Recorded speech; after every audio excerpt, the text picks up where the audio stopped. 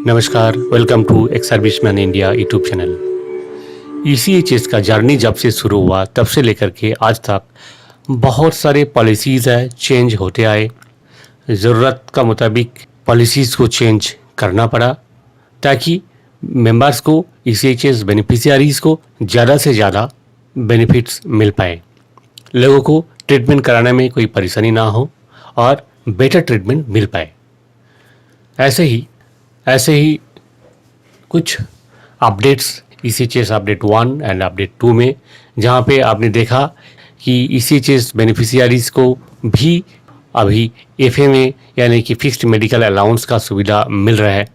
और दूसरा, इस इन्वायरमेंट में ड्यू टू लॉकडाउन एंड कोविड-19 पेंडेमिक के वजह से आपको ईसीएचएस पॉलीक्लिनिक या हॉस्पिटल विजिट करने की ज़रूरत नहीं है। घर पर रह करके आप खुद ही दवाई खरीद के आप रियम्बर्समेंट आपको मिल सकता है ईसीएचएस से। तो ये सारी चीज़ें अगर आपने नहीं देखा तो देख लीजिएगा बाद में। आज इस वीडियो में जो अपडेट देने वाले हैं वो है कि रेफरल सिस्टम। अब रेफरल सिस्टम बहुत ही आसान हो गया। पहले का जो रेफरल सिस्टम था उसमें बहुत सारे कॉम्प्लेक्सिटी था, तो अब इतना सिंपल सा हो गया, इतना सिंप्लीफाइड हो गया, जिससे कि बेनिफिशियरीज़ को ज़्यादा से ज़्यादा बेनिफिट मिलेगा और उसे आपको ट्रीटमेंट भी बेटर मिल पाएगा और ट्रीटमेंट करवाने में कोई परेशानी भी नहीं होगा। ऐसे कुछ पॉइंट्स हैं जो कि ministry of defence, department of ex serviceman welfare, उनका ऑफिस मेमोरेंडम है, उसमें पब्लिश किया। सो फ्रेंड्स, मेन वीडियो में जाने से पहले आपसे रिक्वेस्ट है, अगर आप अभी तक इस चैनल को सब्सक्राइब नहीं किया तो प्लीज़ सब्सक्राइब करें, लाइक करें, शेयर करें, ताकि इंफॉर्मेशन ज़्यादा से ज़्यादा लोगों तक पहुंच पाए। जैसे कि आप देख सकते हैं, referral from ECHS medical officer / ECHS specialist for consultation with specialist at private hospitals empaneled under ECHS shall be valid for 30 days in the same hospital। यानी कि अगर आपको कोई प्राइवेट हॉस्पिटल से स्पेशलिस्ट को कंसल्ट करना पड़े और आपको रेफ़र किया जाए ECHS से आपका एम्पैनल्ड हॉस्पिटल में, तो ये जो रेफरल है वो 30 डेज़ के लिए वैलिड रहेगा। यानी कि आप 30 डेज तक आपका जो रेफरल का जो डॉक्यूमेंट आपका बनेगा उस डॉक्यूमेंट का वैलिडिटी है, 30 डेज तक आप ट्रीटमेंट करा सकते हैं। पॉइंट नंबर 2 है, referral shall be valid for consultation up to 3 times in the same hospital within 30 डेज। 30 दिन का अंदर आप ज़्यादा से ज़्यादा 3 बार आप कंसल्ट कर सकते हैं, यानी कि 3 बार आप डॉक्टर से मिल सकते हैं। इस डॉक्यूमेंट के तहत आप अपना इलाज करा सकते हैं। तीसरा पॉइंट ये है, referral shall be valid for consultation with A maximum of 3 different specialist if required during a single visit. आप जब एक दिन दिखाने के लिए गए प्राइवेट हॉस्पिटल में, एम्पैनल्ड हॉस्पिटल में, तो एक दिन में आप मैक्सिमम 3 स्पेशलिस्ट को दिखा सकते हैं। 3 स्पेशलिस्ट के द्वारा आप अपना ट्रीटमेंट करवा सकते हैं। फोर्थ पॉइंट है, advice of ECHS medical officer / specialist for listed investigation shall be valid for a period of 30 days।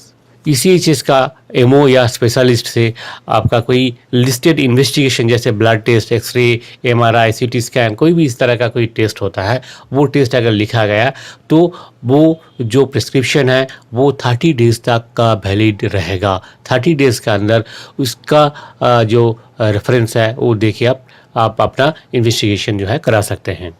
Next है, advice of ECHS medical officer / specialist for listed treatment procedure shell be valid for a period of 3 months.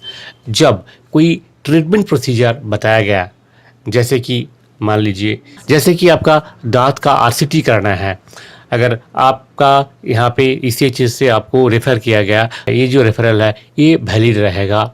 ये 3 महीने तक, आप 3 महीने के अंदर जाके अपना इम्पेरियल हॉस्पिटल से ये जो ट्रीटमेंट आप करा सकते हैं। If any listed investigation advised by specialist of impaneled hospital is required urgently as a medical emergency and certified as such may be undertaken at the same hospital।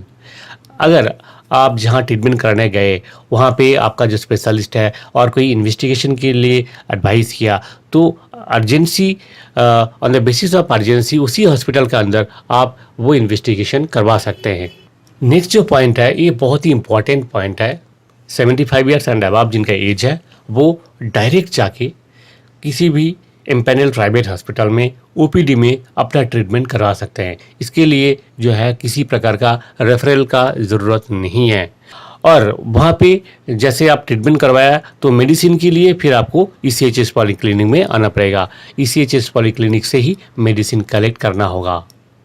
और उस treatment के दौरान अगर कोई किसी प्रकार का इन्वेस्टिगेशन या प्रोसीजर एडवाइस किया गया, कोई अगर लिस्टेड है और अर्जेंट है तो आप उस हॉस्पिटल से करा सकते हैं। अगर नॉन लिस्टेड है, कोई नॉन लिस्टेड इन्वेस्टिगेशन या कोई प्रोसीजर ट्रीटमेंट प्रोसीजर है तो इसके लिए जो है आपको कॉम्पिटेंट अथॉरिटी का सैंक्शन लेना ज़रूरी है। नेक्स्ट है critically ill ECHS beneficiaries shall be permitted for follow up treatment in ECHS empanelled hospital as per the details given under. जैसे क्या क्या दिया गया, जैसे मान लीजिए कि आपका जो ट्रीटमेंट चल रहा है वो काफ़ी सीरियस कंडीशन में है, एडवांस स्टेज का कोई ट्रीटमेंट है या फिर कोई ऑपरेशन हुआ है, इस कंडीशन में आपका जो एक बार ऑपरेशन का बाद जो फॉलोअप ट्रीटमेंट होता है इसके लिए आपको बार बार रिपीटेड रेफरल वैलिड करने का ज़रूरत नहीं है। एक बार जो आपने करवा लिया उसी से कंटिन्यू चलेगा, इसलिए कि आपको फ्रीक्वेंटली वहाँ पे विजिट करना पड़ेगा फॉर फॉलोअप ट्रीटमेंट। और वहाँ पे आप जो फॉलोअप ट्रीटमेंट है वो CGHS रेट में करा सकते हैं। जैसे कि अभी का जो स्पेशलिस्ट का जो फीस होता है 600 रुपीज़ है, तो CGHS का रेट 150 रुपीज़ है। ये टाइम टू टाइम चेंज होता रहता है, मैं अभी का बता रहा हूँ। तो आपको अभी क्या है 600 का जगह में 150 रुपये में आप ट्रीटमेंट करा सकते हैं, ये सुविधा है।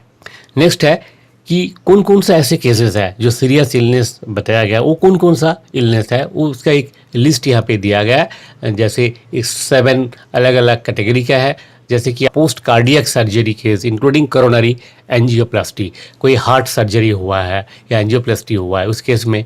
Post organ transplant case, organ है जो ट्रांसप्लांट हुआ है, लिया हुआ है या दिया हुआ है, ऐसे कोई केसेस है, लिवर किडनी ऐसे या हार्ट है, तो उस केस में भी आपका फॉलोअप ट्रीटमेंट का जो रूल है वो एप्लीकेबल होगा। तीसरा है post neuro surgery case, brain का कोई केस होगा, ब्रेन का कोई सर्जरी हुआ होगा तो इस केस में भी एप्लीकेबल है। नेक्स्ट है इन स्टेज रेनल डिजीज़, जैसे किडनी फेलियर या लिवर फेलियर का केस है, वहाँ भी एप्लीकेबल है, वहाँ भी ये एप्लीकेबल है। कैंसर का ट्रीटमेंट में भी एप्लीकेबल है। Auto immune disorder like rheumatoid arthritis requiring regular follow up, arthritis का केस में भी ये एप्लीकेबल है। और neurological disorder like dementia, Alzheimer's disease, Parkinson's disease, ये जो काफ़ी फैटल डिजीज़ होता है, न्यूरोलॉजिकल डिजीज़ है, ये सब डिजीज़ में भी परमिटेड है। पर ये सभी केसेस में मेडिसिन जो है आपको पॉलीक्लिनिक से ही कलेक्ट करना पड़ेगा। मेडिसिन आपको बाहर से खरीदने का इजाज़त नहीं है, अगर आप खरीदेंगे तो उसका रिएम्बर्समेंट नहीं होगा। नेक्स्ट है कि कोई नॉन लिस्टेड इन्वेस्टिगेशन या प्रोसीजर अगर ये सभी केसेस में प्रिस्क्राइब किया जाए तो आपको परमिशन लेना पड़ेगा आपका, जहाँ से आपको इनिशियल रेफर हुआ था यानी कि ECHS से या फिर आपका सर्विस हॉस्पिटल से, वहाँ से आपको जो है फिर से परमिशन लेना ज़रूरी है। पर ये सभी जो है इमरजेंसी केसेस के लिए एप्लीकेबल नहीं है। तो ये था, जैसे कि आप देख लिए कि रेफरल सिस्टम काफ़ी इजी हो गया, बेनिफिशियरीज़ के लिए, पेशेंट्स के लिए काफ़ी आसान हो गया आप कंसल्ट करना, प्राइवेट हॉस्पिटल से ट्रीटमेंट कराना। फिर भी अगर आपको लगता है कि और भी इसमें मॉडिफिकेशन का ज़रूरत है, और भी रिलैक्सेशन का ज़रूरत है, तो आप ज़रूर इसका अगेंस्ट में आवाज़ उठाइए, कमेंट बॉक्स में दीजिए ताकि हम आपका आवाज़ को आगे तक पहुंचा सके वेरियस फोरम का जरिए। सो फ्रेंड्स, वीडियो का अंत में आपसे रिक्वेस्ट है, आपने अभी तक अगर इस चैनल को सब्सक्राइब नहीं किया तो ज़रूर सब्सक्राइब करें, लाइक करें, शेयर करें ताकि इन्फॉर्मेशन ज़्यादा से ज़्यादा लोगों तक पहुँच पाए। जय हिंद, जय भारत।